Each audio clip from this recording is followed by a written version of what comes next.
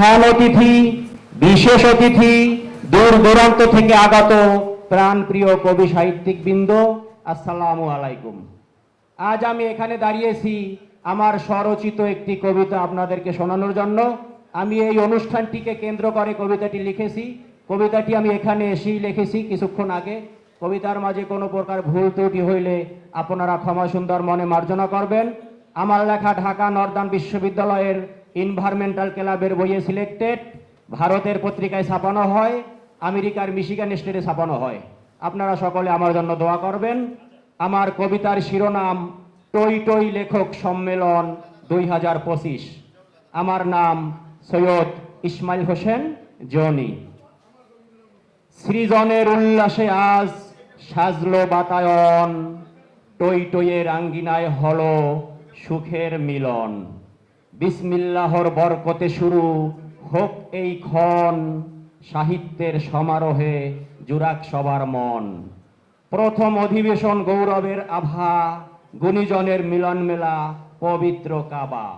প্রধান অতিথি হয়ে এলেন বাবুল আনোয়ার ভাই, শ্রদ্ধার আসনে তাকে বিনম্রে বসাই।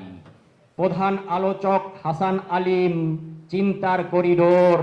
প্রধান বক্তা মাহফুজার মণ্ডল, কণ্ঠে প্রতিক্ষণ জোর। শুভেচ্ছার ডালি নিয়ে কনক ভাইয়ের হাসি, বিশেষ আলোচক সুজয় পাল, জ্ঞানে রাশি রাশি। উদ্বোধনে ইঞ্জিনিয়ার BM এরশাদ মহান, নির্মল পথের দিশা দিয়ে যান তিনি অফুরান। বিশেষ অতিথি আয়ুব খান আর অজয় দাস গুণী, কবি আহসান হাবিব রবুর ছন্দে জাগে ধ্বনি। সভাপতিত্বে বীর মুক্তিযোদ্ধা জিয়াউল হক, যার দীপ্ত নেতৃত্বে কাটে আধারেরও শখ। সমাপনী অধিবেশন নতুনের জয়গান, দ্বিতীয় পর্বে সাজলো আসর নতুন রঙের মেলায়। প্রধান অতিথি শাহেদ মন্তাজ এলেন বিকেল বেলায়। শুভেচ্ছা জানালো হরিদাস ঠাকুর, শান্তির কলতান। প্রধান আলোচক ডাক্তার SM সরোয়ার, গবেষণায় যিনি প্রাণ।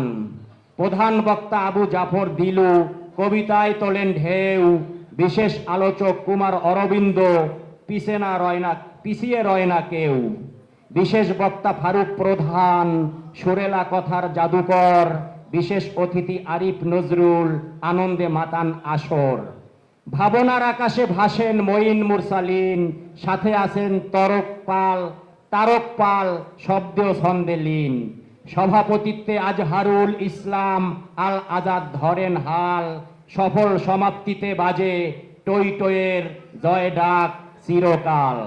সর্বশেষে আমার পরিচয় দিলাম ছোট্ট করে, ভুল ত্রুটি ক্ষমা করে শুনুন ধৈর্য ধরে।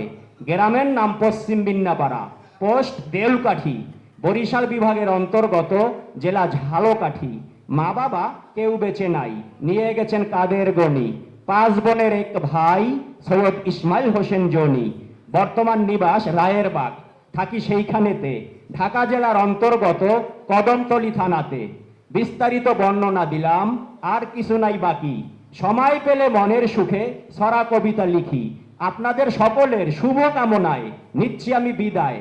আপনারা সকলে ভালো থাকুন, আল্লাহ পাকের অশেষ দয়ায়। সবাইকে ধন্যবাদ।